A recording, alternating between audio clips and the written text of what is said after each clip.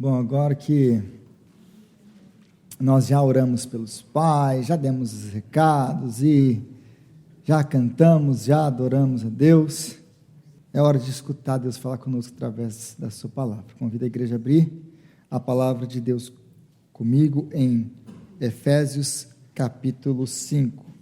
Efésios capítulo 5. Creio que até que a essa altura do campeonato você já deve estar com esse texto de cor. Eu espero que esteja, na verdade. A gente tem estudado esse texto há mais de 9 semanas. Então, creio que essa é a 9ª mensagem sobre casamento. Nós temos feito essa série sobre casamento. E nós temos baseado basicamente nesse texto de Efésios 5 e no texto base em Gênesis capítulo 2. Esses têm sido os nossos 2 textos para essa série. Creio que todos acharam em Efésios capítulo 5, a partir do versículo 21, diz assim a palavra de Deus: Sujeitem-se uns aos outros por temor a Cristo. Mulheres, sujeitem-se cada uma ao seu marido, como ao Senhor, pois o marido é o cabeça da mulher, como também Cristo é o cabeça da igreja, que é o seu corpo, do qual ele é o Salvador. Assim como a igreja está sujeita a Cristo, também as mulheres estejam sujeitas em tudo aos seus maridos. Maridos, ame cada um a sua mulher, assim como Cristo amou a igreja e entregou-se por ela, para santificá-la, tendo-a purificado pelo lavar da água mediante a palavra, e para apresentá-la a si mesmo como igreja gloriosa, sem mancha, nem ruga ou coisa semelhante, mas santa e inculpável. Da mesma forma, os maridos devem amar cada um a sua mulher, como ao seu próprio corpo. Quem ama a sua mulher, ama a si mesmo. Além do mais, ninguém jamais odiou o seu próprio corpo, antes o alimenta e dele cuida, como também Cristo faz com a igreja. Pois somos membros do seu corpo. Por essa razão, o homem deixará pai e mãe e se unirá à sua mulher, e os dois se tornarão uma só carne. Este é um mistério profundo. Refiro-me, porém, a Cristo e à igreja. Portanto, cada um de vocês também ame a sua mulher como a si mesmo, e a mulher trate o marido com todo o respeito. Palavra de Deus. Então, nós continuamos hoje com a nossa série de pregações sobre casamento, e hoje nós vamos falar, agora estamos caminhando para o final, eu creio que talvez eu adicione alguma coisa na semana que vem, ainda estou em dúvida, mas hoje nós caminhamos para o final, que é falar agora dos papéis dentro do casamento, o papel do homem e o papel da mulher. Por que eu deixei isso aqui para o final? Porque se você tentar forçar os papéis do homem e da mulher dentro do casamento, antes de falar tudo o que eu falei, isso aqui pode ser mal entendido e mal interpretado, como é hoje. Então agora significa que a mulher tem que ser capacho do homem, e essas coisas que você vai escutando. Então eu deixei intencionalmente, a gente leu esse texto, a gente tratou de vários aspectos, mas intencionalmente eu não falei dos papéis dentro do casamento, e é isso que a gente vai lidar hoje, sobre a submissão da mulher, sobre a liderança do homem, que só de falar disso já tem gente que já fecha o filtro. Então, como diria um pastor meu no Brasil, pastor Messias, não feche o filtro, deixe o filtro aberto, suspenda pelo menos por 45 minutos o seu julgamento, o seu pré-julgamento sobre o que você pensa que a Bíblia está ensinando, e aí você agora abra o filtro, escute o que a Bíblia tem para dizer sobre a questão dos papéis dentro do casamento. Então nós acabamos de ler aí, e o apóstolo Paulo ele vai nos dar esse fundamento que é baseado em Gênesis, isso não é invenção do apóstolo Paulo. Então ele vai dizer: mulheres, sujeitem-se cada uma ao seu marido. Mulheres, sujeitem-se cada uma ao seu marido, como ao Senhor, pois o marido é o cabeça da mulher, como também Cristo é o cabeça da igreja. que é o seu corpo, do qual ele é o Salvador. Assim como a igreja está sujeita a Cristo, também as mulheres estejam em tudo sujeitas aos seus maridos. Maridos, ame cada um a sua mulher, assim como Cristo amou a igreja e entregou-se por ela. Logo de começo a gente já tem que entender alguma coisa, porque a gente já pensa assim, então o papel da mulher é o papel da mulher de se submeter, e só da mulher de se submeter, é isso?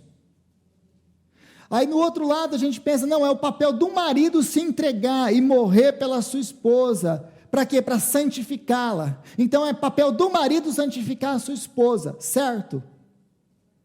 Certo. Mas também é papel da mulher santificar o seu marido, como nós já vimos anteriormente. Já falamos sobre isso. Mas é papel do marido também se submeter à sua esposa. Versículo 21, submetam-se uns aos outros, por temor de Cristo. Então a gente não pode colocar uma coisa contra a outra, como eu já vi várias e várias pessoas fazendo. Como se é papel da mulher apenas se submeter, como se é papel do homem apenas amar e se entregar, e morrer, e santificar. Nós não podemos colocar uma coisa contra a outra, porque a Bíblia não faz isso.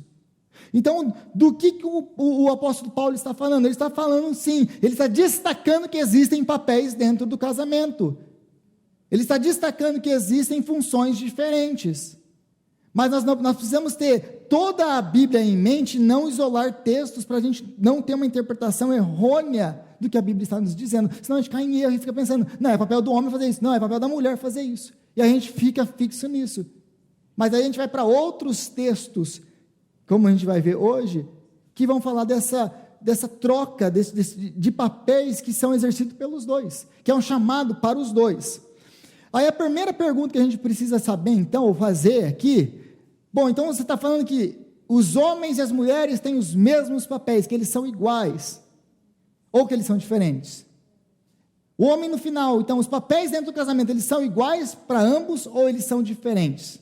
Essa é a pergunta. E essa pergunta vai lidar com dois nomezinhos aí, talvez um nome mais técnico que você não conheça, que é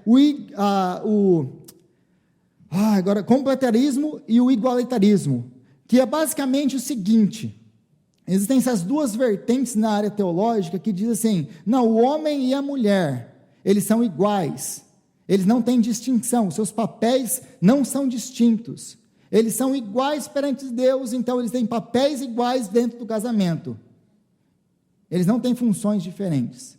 Agora tem uma outra visão, que é a visão do complementarismo, que é essa visão que diz que homem e mulher, apesar de iguais em dignidade, eles têm papéis diferentes dentro do casamento.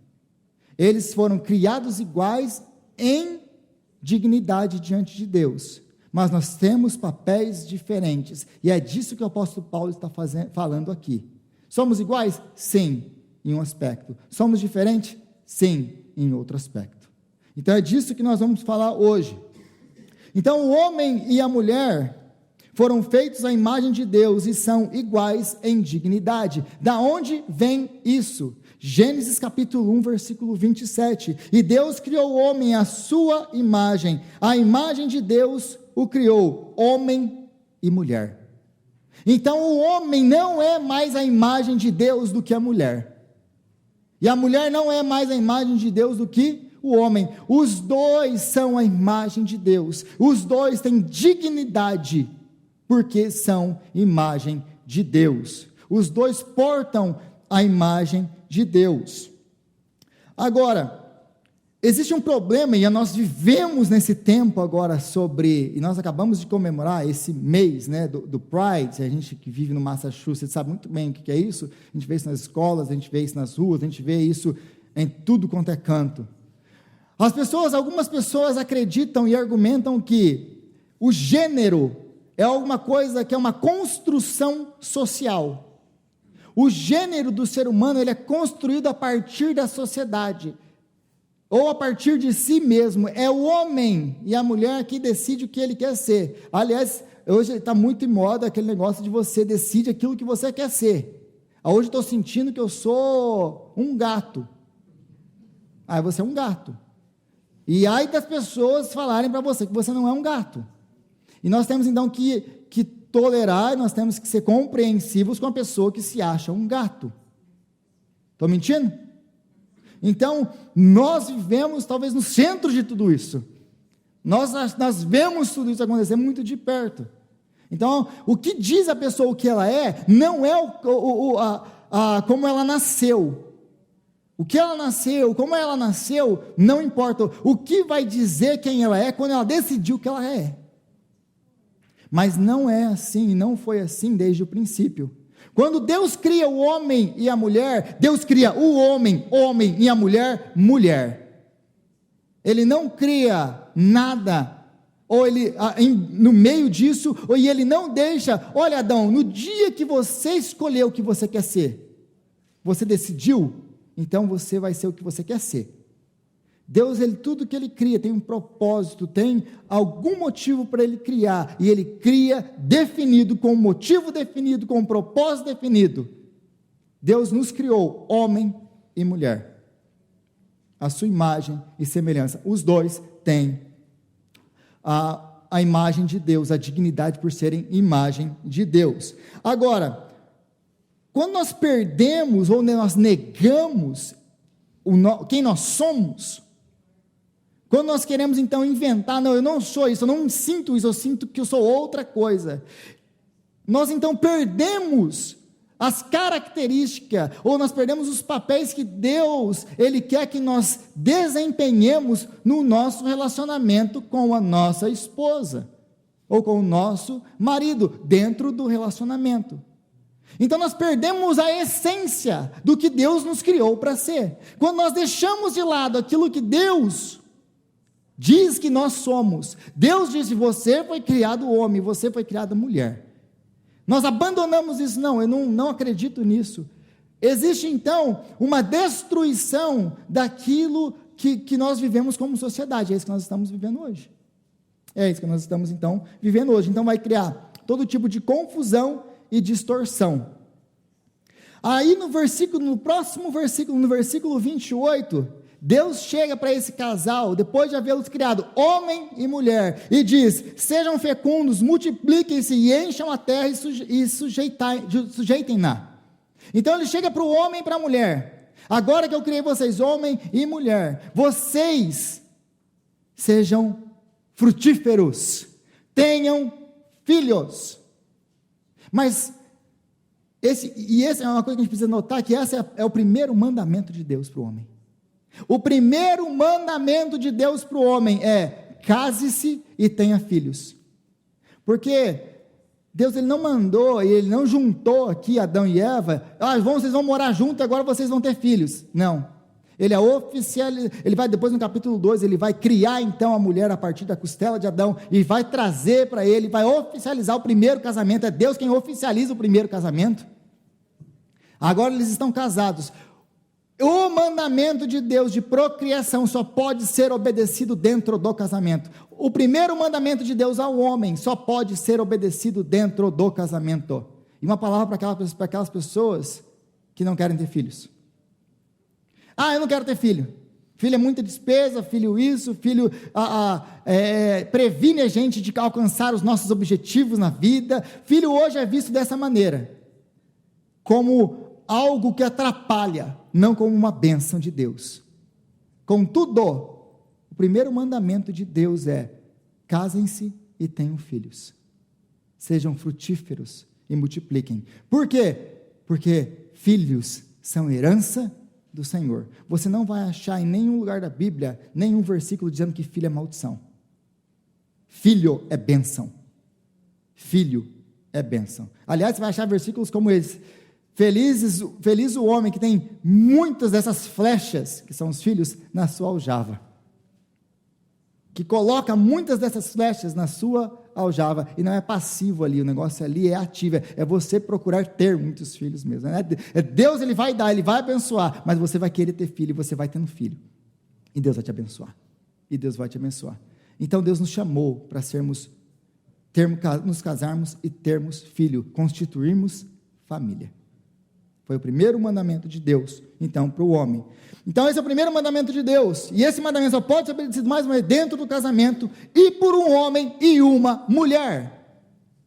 Você só pode obedecer o mandamento de Deus, esse mandamento de Deus, quando você tem um homem e uma mulher.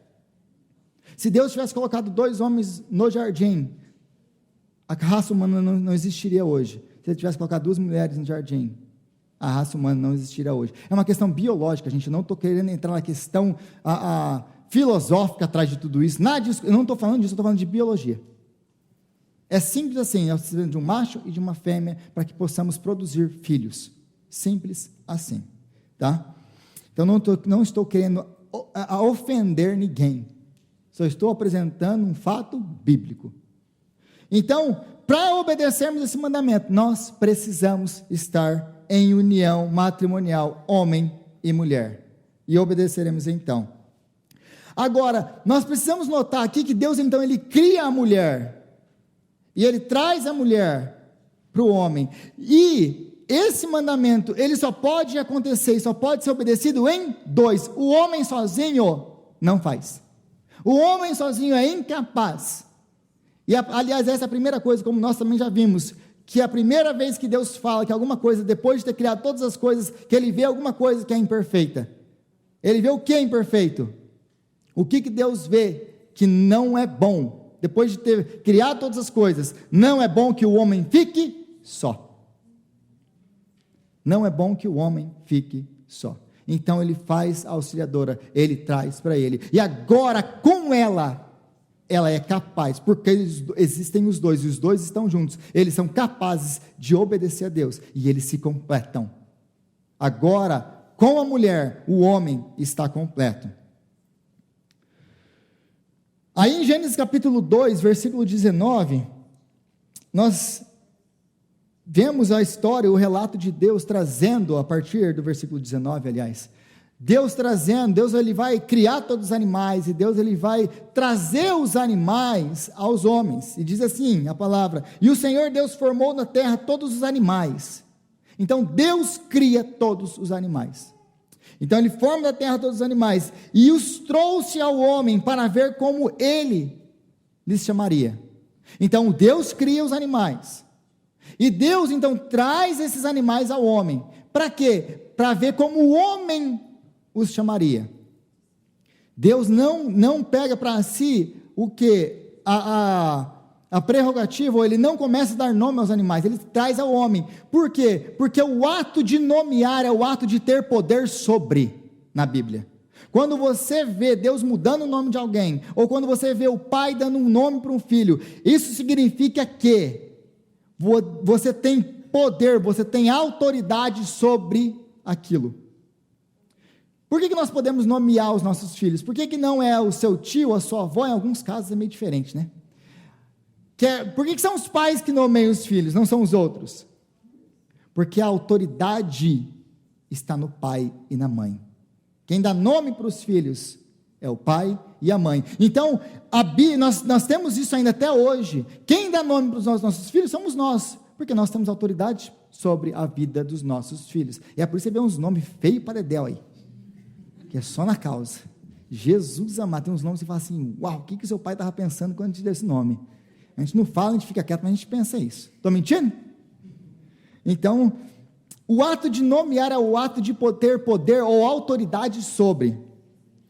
No mesmo texto do capítulo 2, depois de Deus ter criado a mulher, depois de Deus ter tirado a costela, feito ali um clone, porque os cientistas vão falar que o melhor lugar para você tirar células, tronco, para você fazer um clone, está na costela.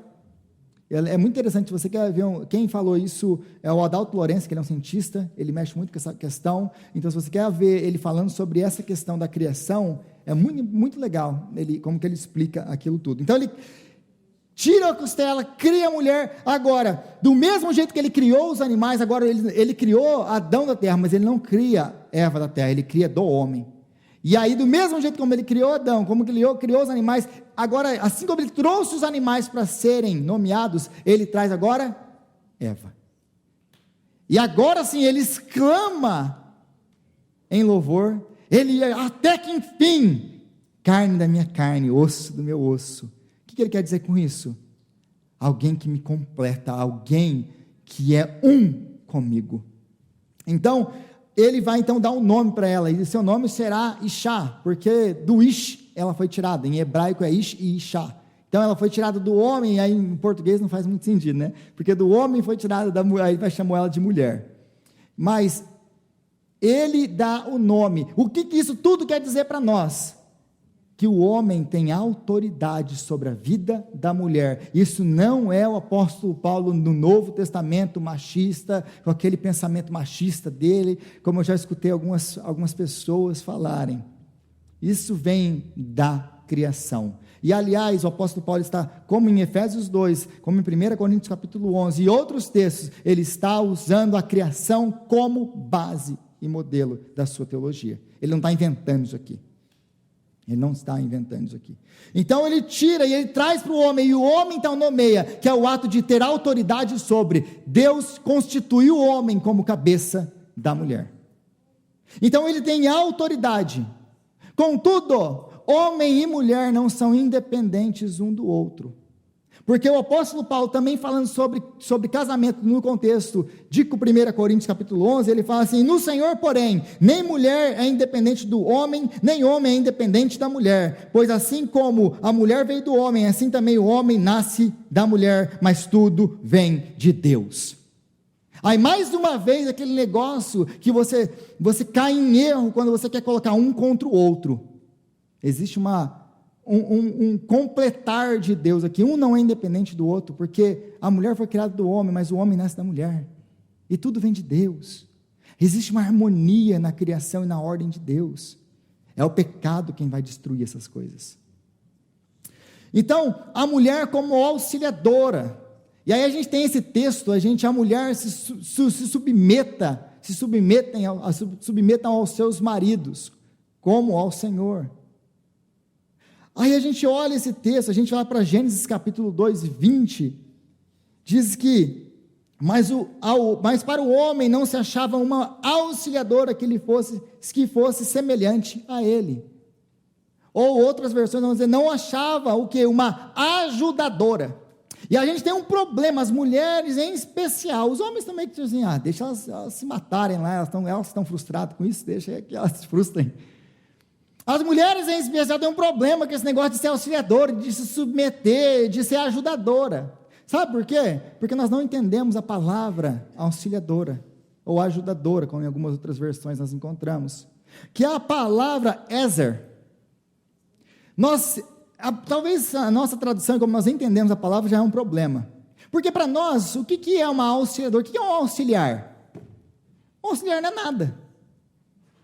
Um ajudador, o que é um ajudador? Não, eu trouxe meu ajudante aí hoje. Né? A gente está nesse contexto dos Estados Unidos, que todo mundo, a maioria trabalha em construção, trabalha na limpeza. Eu trouxe meu help. O que é o help? Help não é nada, help é aquela pessoa que você traz quando não tem mais ninguém. Eu estou fazendo um help, mas é um help fixo agora. Já viram isso ou não? Assim, tá. É uma maneira de ver as coisas.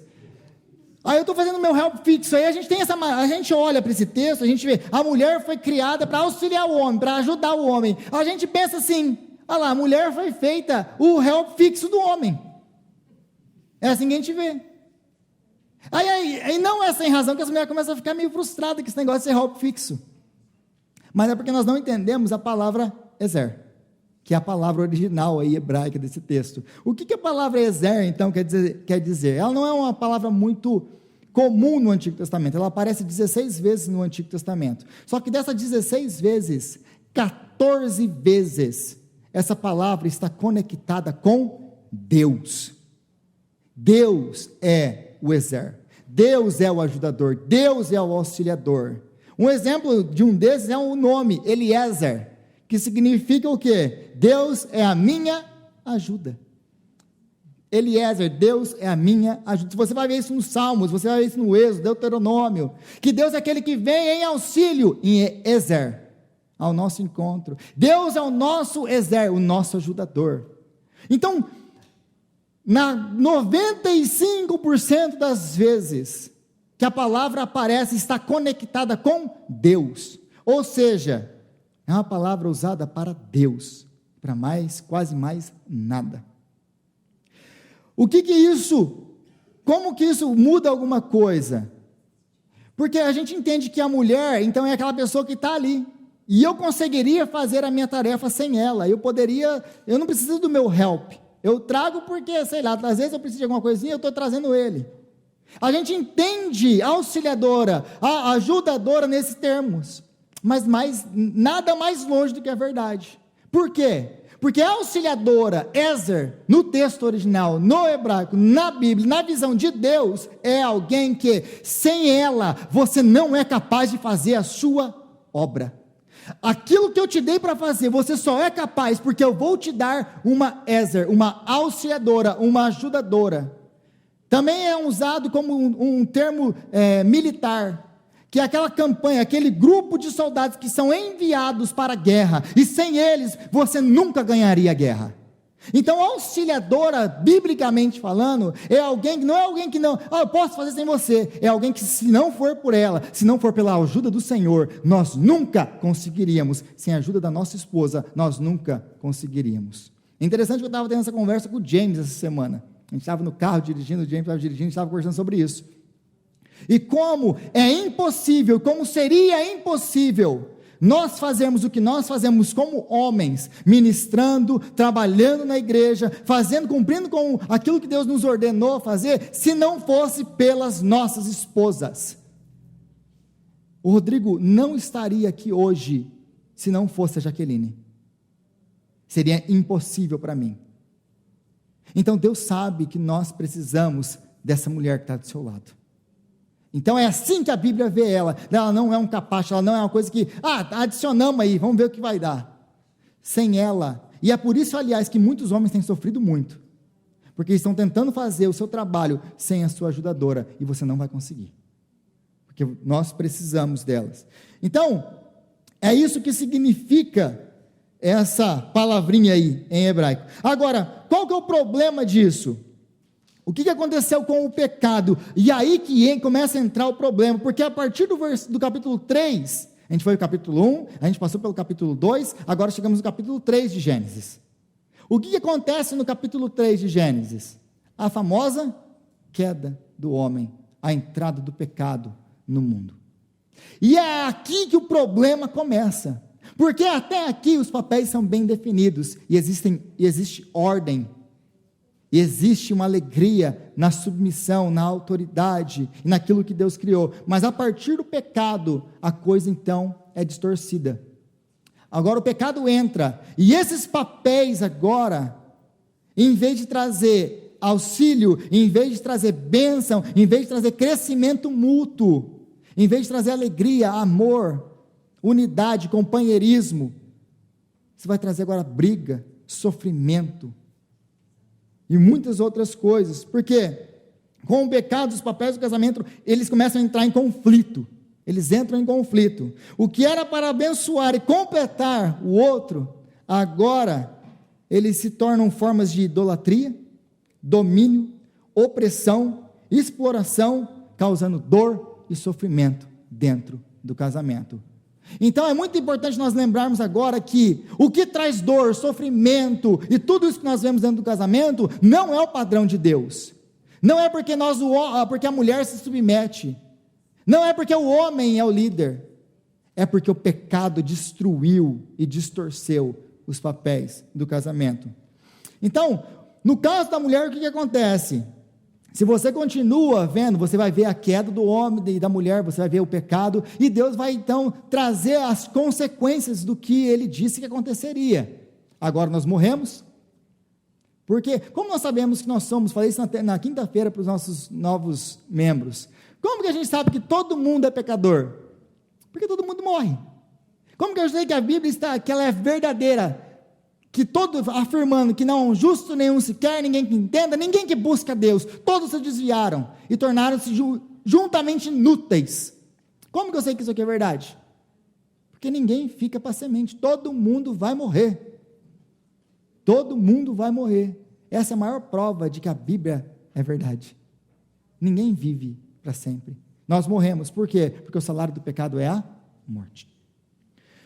Mas aí Deus ele vai falar o que vai acontecer agora com o relacionamento. Depois que ele criou tudo bom e perfeito, agora ele vai falar qual é a consequência do pecado. E aí em Gênesis 16, 3:16 diz assim, para a mulher, depois de falar que ele aumentará em muito as dores no parto,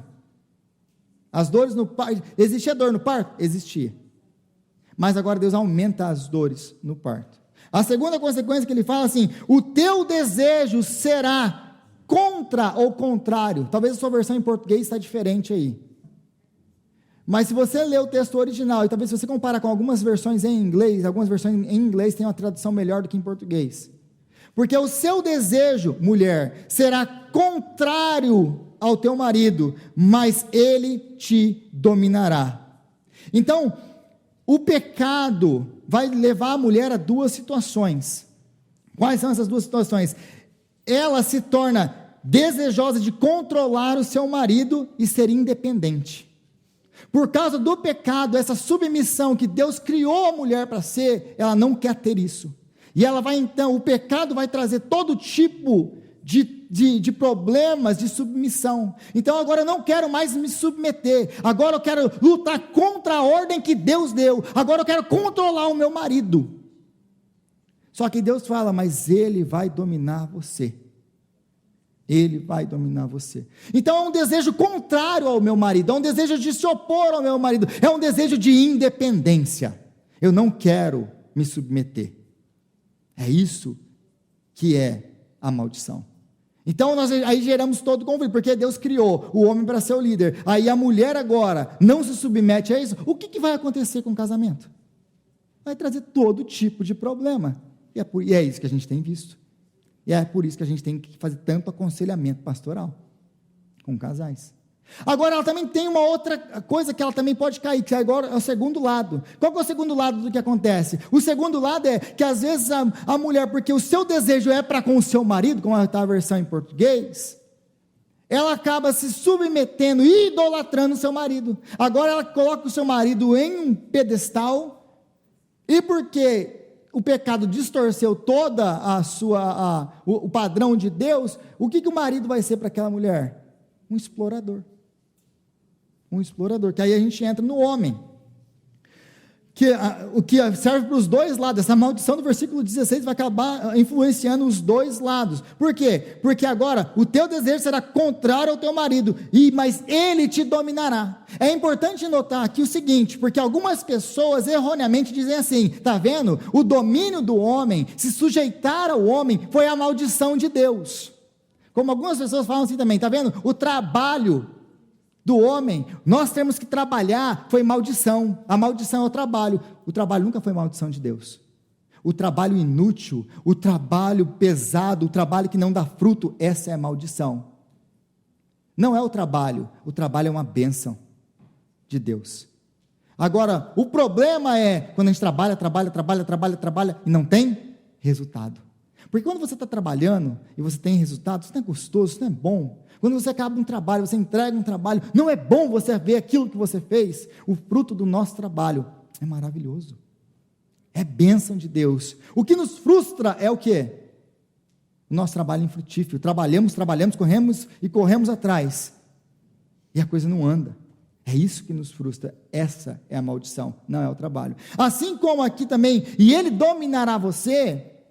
Ele não está falando que é um problema o homem ser autoridade. Deus estabeleceu essa autoridade. Deus não está se contradizendo aqui.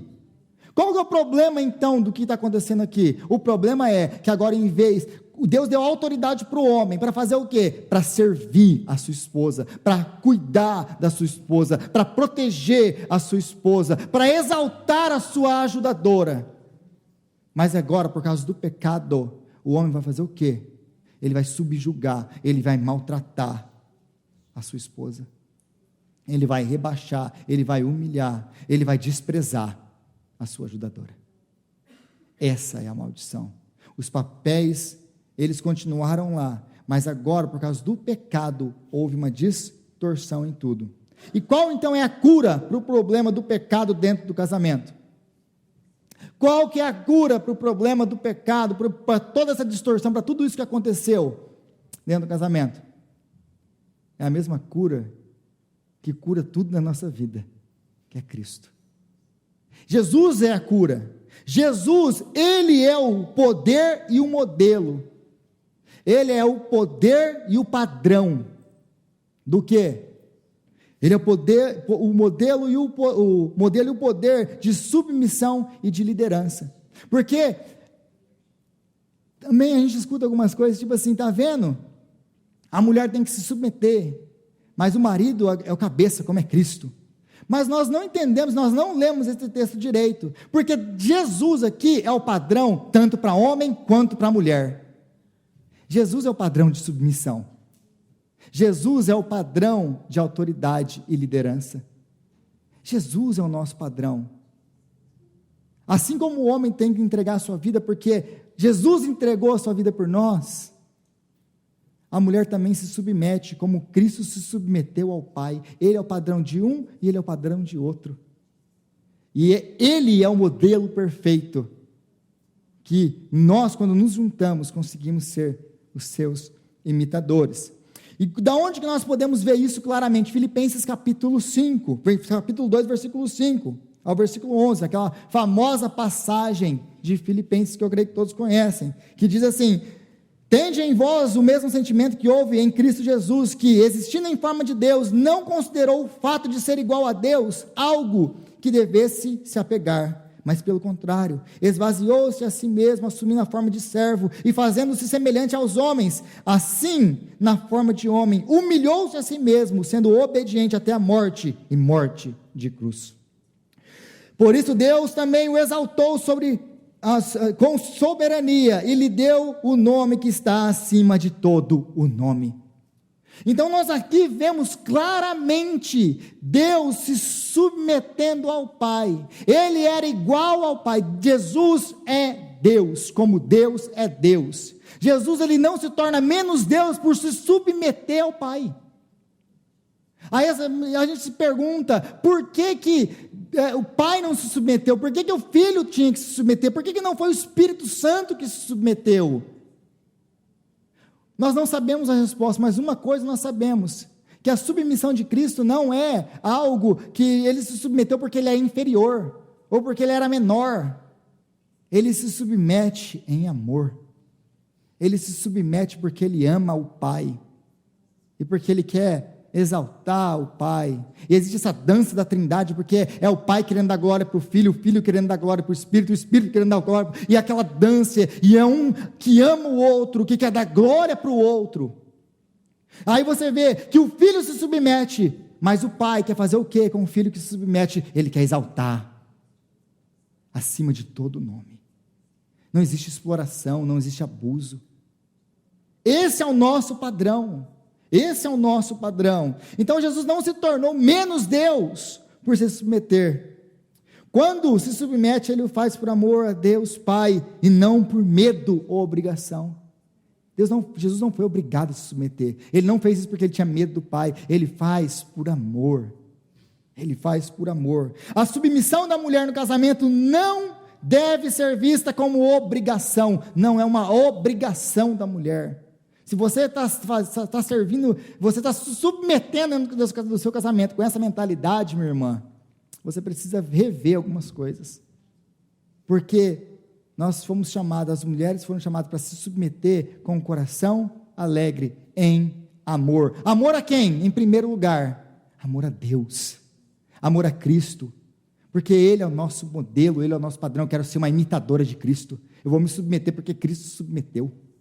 Não porque é uma obrigação, não porque eu sou inferior ao meu marido, eu sou igual a ele, eu tenho dignidade como a dele, eu fui criado à imagem de Deus como ele, não sou inferior, mas eu me submeto porque esse é o papel que Deus escolheu para eu ter, dentro do casamento, em amor. E o homem, o chamado do homem para ser o líder, para ser a autoridade, mas em que modelo de autoridade? Do líder servidor. Do líder servidor, porque o nosso problema com autoridade, com liderança é o seguinte: quem são os líderes? Aquelas pessoas que têm muito dinheiro, aquelas pessoas que têm poder, aquelas pessoas que exercem poder sobre as pessoas. Faça isso, senão eu te mando embora. Faça isso, senão eu faço isso com você. Então, como disse Jesus quando ele lavou os pés, no mundo, os governantes, aqueles que governam, eles exercem poder sobre aquelas pessoas que eles lideram. Não será assim entre vocês. Aquele que quiser ser o líder, aquele que quiser ser a autoridade, aquele que quiser ser o maior, deve servir a todos. Qual que é o modelo de liderança de Jesus Cristo? A liderança servil.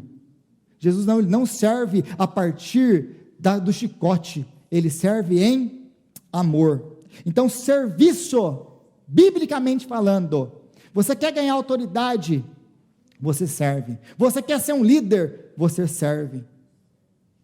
O nosso chamado, e existe alguma coisa muito errada na igreja, quando os líderes da igreja são colocados num pedestal, e ninguém tem acesso a eles. Existe uma coisa muito errada nisso. Quando agora, não, ele é uma estrela, ele é isso, ele é aquilo. Não existem grandes homens de Deus, existe um Deus grande, que usa pessoas, homens pequenos, como nós. Então, liderança, em termos bíblicos, ela está ligada ao serviço. Então, como que nós ganhamos autoridade sobre a vida das pessoas? Em geral, às vezes quando eu dou curso de liderança, eu pergunto para as pessoas assim, eu dou um papel para as pessoas, escreve para mim o nome da pessoa que mais influenciou a sua vida, a pessoa que tem mais autoridade sobre a sua vida, a pessoa que se te ligar agora, você obedece o que ela está falando. 90% das vezes que eu pego um papel, quem essas pessoas escrevem? Chuta. O pai ou? 90% das vezes são a mãe. A minha pergunta para você então é, que curso de liderança sua mãe fez? Que mestrado, que MBA que ela fez? Aonde que ela aprendeu ser líder? Como que ela tem autoridade, e essa autoridade na sua vida, que se ela te ligar ainda agora, você obedece, você escuta o conselho dela, do seu pai, ou de pessoas que você tem como muito íntimo, talvez você não veja por anos, mas se te ligar agora, o conselho deles ainda tem peso na sua vida. O que essas pessoas fizeram para você ainda ouvi-las hoje? O que elas fizeram com você? Elas serviram, elas te serviram, elas se negaram, elas morreram para os seus próprios desejos, para poder servir vocês, para poder me servir. Então o serviço é aquilo que vai nos dar autoridade. Por que um homem que morreu há 2000 anos atrás numa cruz, por que ainda hoje pessoas se reúnem num domingo à tarde, no Massachusetts, no meio do verão, ou quase no começo do verão, aliás, se reúne aqui para ouvir a palavra dele? O que ele fez? O que ele fez? O homem não tem autoridade nenhuma, ele não tinha poder nenhum, ele não tinha dinheiro nenhum, ele não tinha nada, ele nunca escreveu um livro, ele nunca fez nada que aos olhos humanos nós valorizamos. Ele nunca foi um governante, ele nunca foi um rei. O que faz esse homem ter dividido a história em dois? Ele serviu. Ele serviu. Eu desafio a qualquer um, em qualquer lugar, a me dar um nome maior de liderança do que o de Jesus Cristo. Ele é o modelo de liderança. Então, em Jesus, nós podemos, e nós nos submetemos a Ele alegremente, porque Ele acabou com esse negócio, com esse pensamento de que você exerce a autoridade ou poder sobre a vida das pessoas, liderança sobre a vida das pessoas, como? Debaixo do chicote. Ele acabou com o autoritarismo da autoridade. E ele mostra que o caminho para a autoridade não é o autoritarismo, mas é o serviço. É o serviço. E é isso, e é assim que ele transformou a história. E esse é o chamado nosso. Esse é o nosso chamado. Então Jesus é o nosso modelo. Em Jesus nós podemos ver o modelo de autoridade sem autoritarismo. Ele não exerceu sua autoridade por subjugar, pelo seu poder. Jesus tem poder para subjugar a todos nós. Ele é Deus. Ele pode nos destruir com um estalo de dedos. Ele poderia ter feito isso? Poderia. Ele o fez? Não. Ele escolheu liderar a partir do serviço. Então Jesus transforma todo o nosso olhar de desprezo da submissão como algo humilhante em algo glorioso, feito em amor. É Jesus que muda tudo isso, esse negócio de ver a auxiliar, a helper, como algo que é humilhante. Ele traz então honra para isso, como algo glorioso, feito em amor, porque Ele é aquele que se submeteu ao Pai. Então a submissão leva a sua glorificação, a submissão de Cristo, o serviço de Cristo vai levar a sua glorificação, e o seu serviço e autoridade vão levar a sua liderança.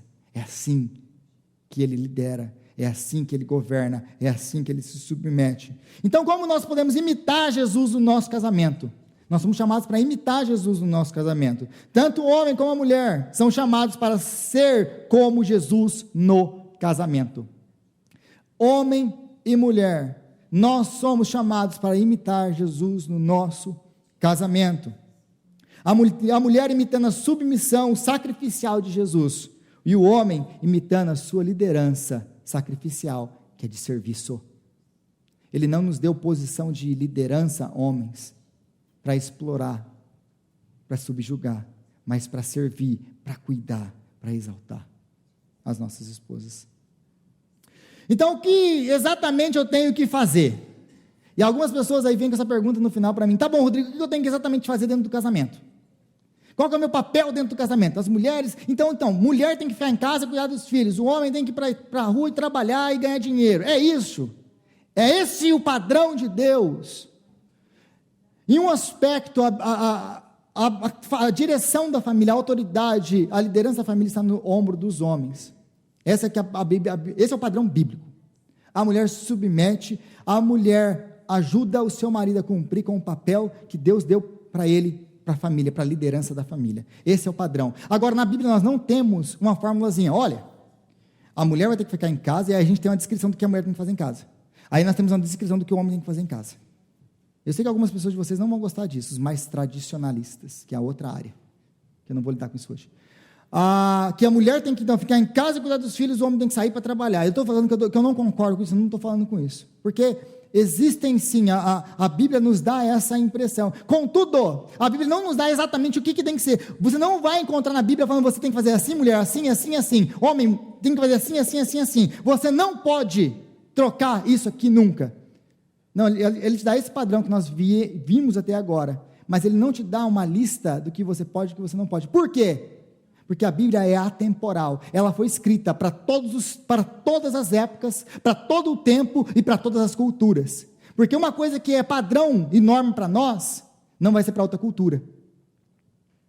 É por isso que Deus não nos deu um argumento apologético claro e definido. Ele nos deu a palavra dele. Mas aí a gente apresenta vários tipos de argumentos contra várias coisas de Deus. Nós temos aqui a apologética, a área da defesa da fé cristã. Deus não nos deu um argumento que vai matar, que vai acabar com todos e vai derrubar todos os outros argumentos contra o cristianismo. Por que Deus não fez isso? Porque isso depende de cada cultura e de cada lugar em determinado tempo. Então Deus não estava preocupado em nos dar isso. O que Ele nos deu como resposta? Ele nos deu uma pessoa. Ele nos deu uma pessoa perfeita e inquebrável, não um argumento perfeito e inquebrável. Assim também é o padrão dele para o casamento, porque o padrão dele para o casamento, ele não dá uma listinha do que mulher tem que ser, do que o homem tem que ser. Sabe por quê? Porque o homem nos Estados Unidos, a figura de pai nos Estados Unidos, que nós temos nos Estados Unidos, por exemplo, que é o país que nós vivemos, o homem que aqui é uma autoridade, é um machista, no Oriente Médio, esse homem é o quê? É um homem passivo e frouxo. O padrão de homem que o americano tem é completamente diferente do padrão de homem que a sociedade no Oriente Médio tem. Então, é por isso que você não vai achar na Bíblia uma listinha, Porque a Bíblia é atemporal, ele te dá um padrão. Agora, como nós vamos achar o nosso padrão dentro da nossa casa, do jeito que nós vivemos, a nossa cultura, o nosso tempo, é Deus, o Espírito Santo guiando a nossa família, guiando a nossa a casa. Por exemplo, dar um exemplo muito rápido para você. Eu fiquei basicamente 4 anos vivendo de faz uma coisinha aqui, um biquinho ali, faz outra coisa aqui, enquanto a minha esposa trabalhava 60, 70 horas na semana para sustentar a minha casa. Enquanto eu tentava ajudar com as coisas da casa. Por quê? Porque eu estava dentro de um seminário estudando, para poder estar aqui hoje. Ela foi trabalhar para prover para casa, eu fiquei em casa estudando. Não teve um dia que eu não me senti culpado disso, porque a gente tem isso dentro da gente, o homem tem isso, ele é o provedor, ele quer prover, eu estava lá, mas era o chamado de Deus para a minha casa naquele tempo, naquela determinada época. As pessoas de fora que não entendiam isso, lá, estão invertendo os padrões dentro da casa deles. Nunca mudou, eu sempre fui líder, continuei sendo líder, a minha esposa continuou se submetendo, mas a maneira com que ela se submetia para me auxiliar, foi tomando a rédea da casa e das contas da casa. Você entende o que eu estou querendo dizer, como não temos uma listinha do que é, o que não é? Aí você pega um monte de imigrante aqui, que mal consegue pagar as contas com um salário, a sua esposa não juntar, meu amigo, a gente passa fome. Então, isso vai variar de tempo, em época, em situação, vai depender de muitas coisas. É por isso que você não tem uma listinha na Bíblia dessas coisas. Aí eu finalizo aqui, eu acabo com tudo isso. Mas, e se meu cônjuge não faz isso, Rodrigo? Porque eu estou casado com aquele infeliz lá? Que, aliás, vocês me mandam mensagem, Rodrigo, é uma bênção, as mensagens têm sido uma bênção, Rodrigo. Como eu queria que meu marido escutasse o que você está falando. Aí eu penso, vou responder depois. Você não entendeu nada do que eu estou falando até hoje. Você não entendeu nada. Se é você que está ouvindo, é você que tem que estar ouvindo. Mas, Rodrigo, não, mas é o meu marido que é o problema. Você não entendeu que o problema do seu casamento é você. Você não entendeu isso ainda. O problema do seu casamento é essa pessoa sentada no seu banco. Ah, não gostei disso, Rodrigo. Retiro tudo que eu falei sobre a pregação ser boa. Então, para as pessoas que estão casadas aí com uma pessoa, tá bom, mas eu assumo, tem gente que está casada com gente que não é crente, gente que não... Tá aí, Rodrigo, eu faço o que no meu caso? Eu tenho 2 respostas para você. A única pessoa que você pode controlar é você mesmo. Para de querer ficar controlando a pessoa não crente que você casou. Primeiro, você casou com um não crente, você sabia que estava casando com um não crente. Ou se você converteu agora, e seu marido não é crente, ou sua esposa não é crente, segura firme aí, porque se Deus converteu você, esse abençoado aí, sua esposa pode ser convertida, seu marido pode ser convertido também. Então aguenta firme aí.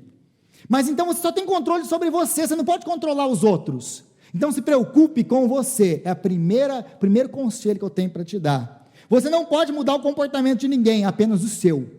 Se preocupe então com o seu comportamento, e não se preocupe em mudar o seu cônjuge, se preocupe com você mesmo. Esse é o meu primeiro conselho.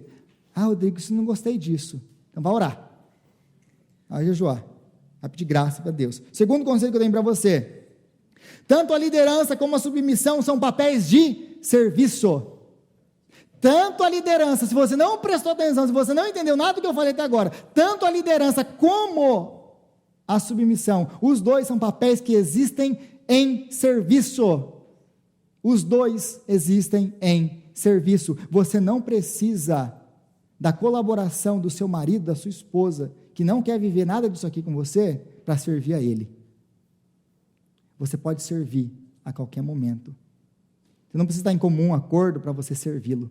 Primeira coisa, então, você não controla o comportamento dos outros. Comece por você mesmo. Mude você mesmo. Segunda coisa, você foi chamado para liderar em serviço, lidere a sua esposa em serviço. Sirva ela de maneira que ela vai ser transformada, que você vai ganhar autoridade. Mas você foi chamado para se submeter, se submeta como Cristo, em amor, em alegria, em serviço, e sirva o seu marido. Por quê? Como que eu sei que isso vai dar certo, Rodrigo? Porque Jesus fez isso por mim e por você, e esse é o Evangelho. Jesus serviu pessoas que que não queriam nada com ele. Essa pessoa sentada no seu banco é uma pessoa que não queria nada com Jesus. Sabe esse negócio de casar com que não é crente, que não quer nada de saber com esse negócio de Bíblia, que não quer saber de estar na igreja, que não quer saber de nada com nada, que não quer saber de servir a Deus? Essa é a sua história com Jesus. Ele casou com você. Ele casou com você. Alguém que não queria saber nada dele. Aliás, mas então meu cônjuge não quer viver o padrão bíblico dentro do casamento. Ele é isso e é aquilo. Aí você começa a me dar uma lista de coisas, né? De problemas. E isso para mim é tudo desculpa para você não servir. É tudo desculpa para você não se submeter. É tudo desculpa para você não tentar seguir o padrão bíblico. Porque você pensa que o padrão bíblico não vai te levar a lugar nenhum. Mas eu posso te garantir que mesmo que o padrão bíblico não te traga felicidade, o padrão que você está vivendo agora, contra a palavra de Deus, não vai ser nada melhor. E se o padrão bíblico não vai te levar a lugar nenhum, esse que você está vivendo vai te levar para um outro lugar muito pior. Então, no nosso caso, você e eu, nós éramos muito pior. E Jesus se submeteu ao Pai para servir, para que hoje você e eu estivéssemos debaixo da sua liderança. Você quer um exemplo de marido que casou com uma esposa que não queria nada com nada? Aliás, sabe qual que é a metáfora bíblica para isso? Jesus se casou com uma prostituta, que era você e eu.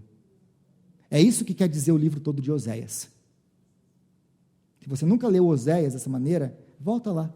Jesus está falando, Deus está falando do Evangelho e do que é o Evangelho e de como Jesus casou com você, pessoas que o traíram várias e várias vezes.